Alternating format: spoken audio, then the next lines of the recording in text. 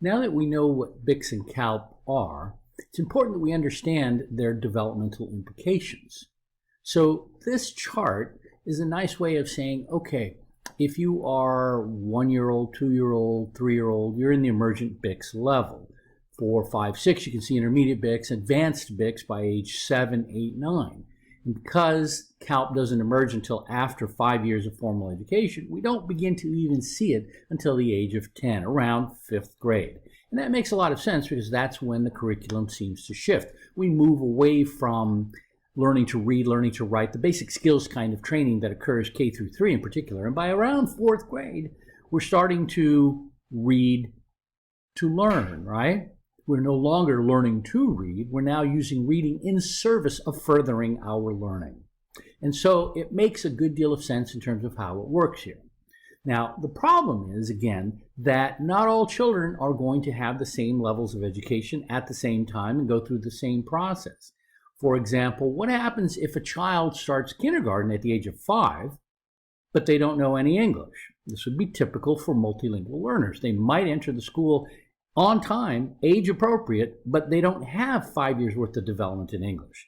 The funny thing is that we expect that after 5 years of having English, they're supposed to catch up.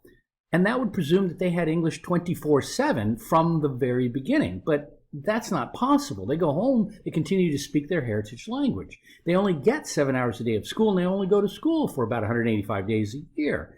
So they're not really going to be holding their own in terms of a 5-year gap. They're going to lose even more ground. And yet, when they are 10 years old and in 5th grade classroom, we absolutely expect them to be able to compete with other children who are 10 years old and who are monolingual English speakers who have been learning English for those entire 10 years.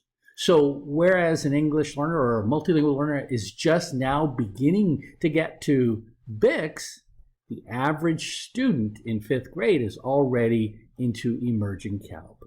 5 more years of instruction isn't going to change that gap. In fact, it's going to probably make it even broader. So the only way that children generally have a chance, and this is why native language instruction can be so important, is if they have reached CALP in their native language. If they have had an education up to age 10 in 5th grade, when they come to the U.S., then all they need is 1 to 3 years, and by the time they're 13 years old in 8th grade, they are now at grade level in English. Why? Because they were never behind in the skill development. They were only behind in terms of comprehension of language. They weren't even behind in terms of language development. They had language development, just not in English.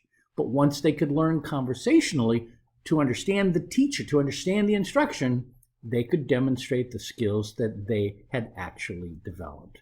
So the problem is going to be that we don't get a lot of children who come to us with CALP, do we? If we have children that come with both BICS and CALP already developed in 2 different languages, those kids are going to be our valedictorians. They're just going to do really, really well because they can do whatever we want in either language.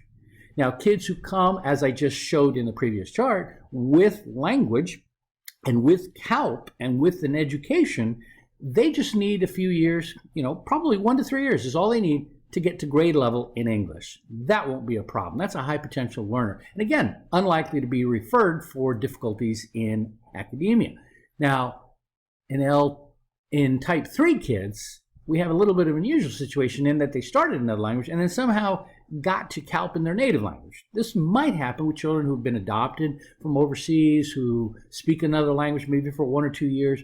But even if they're adopted at the age of 3 or later, the differences in language development are measurable. But if they have parents who are monolingual native English speakers who can support the language of instruction in English, they're going to do just fine. Again, that's an unusual, and we don't typically see children like that. The kids we see and the ones that are most at risk are the type 4 bilinguals. These children come in, like I did when I was an English learner and I started school, at kindergarten, age 5, and we don't know English. We know our native language, but the instruction will be in English. And when that happens, that means we must start from scratch.